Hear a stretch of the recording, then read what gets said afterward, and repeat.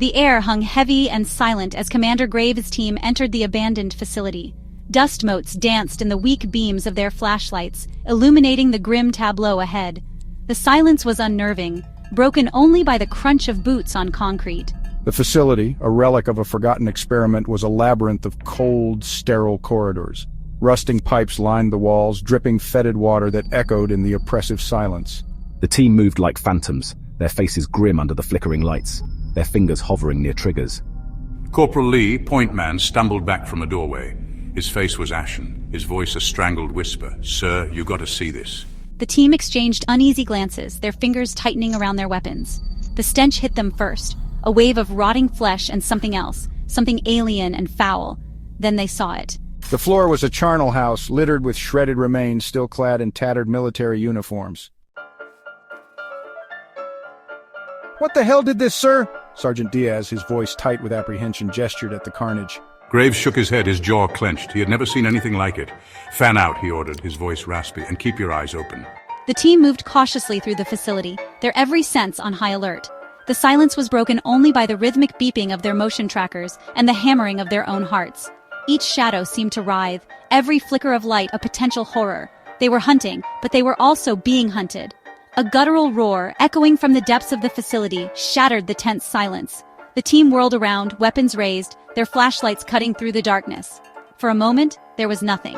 Then, with a sickening crunch of bone and a spray of gore, it emerged. The creature was a grotesque parody of life, a nightmarish fusion of muscle and bone, its flesh a patchwork of glistening viscera and exposed bone. Terror lent speed to their reactions. Gunfire erupted, filling the enclosed space with the deafening roar of lead and the creature's enraged bellows. The soldiers fought back with the desperation of men staring death in the face.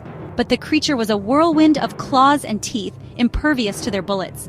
It moved with unnatural speed, a blur of muscle and fury, tearing through their ranks. Men screamed as they were ripped apart, their cries swallowed by the creature's deafening roars. Graves, his stomach churning, emptied his clip into the monstrosity, but to no avail. It was chaos, a maelstrom of blood and terror. The creature, its claws dripping with gore, fixed its baleful gaze on a cowering scientist, the sole survivor of the original research team. He whimpered, his eyes wide with terror. "It's not just killing," he babbled, his voice high-pitched and frantic. It's spreading, infecting everyone it kills." His words were cut short as the creature lunged, its jaws closing around his head with a sickening crunch. Graves, the last man standing, felt a surge of cold, calculating fury. He had lost his team, his friends, to this abomination. He wouldn't let it escape. He wouldn't let it spread. He glanced around, his eyes falling on the facility's control panel. A desperate plan began to form in his mind. "Hey, ugly," he roared, drawing the creature's attention. He sprinted towards the control panel, his boots pounding on the metal floor. The creature, its eyes burning with malevolent hunger, gave chase. Graves could feel its hot, fetid breath on his neck. He reached the panel, his fingers flying across the controls. A high-pitched whine filled the air as the facility's emergency reactor, long dormant, roared to life.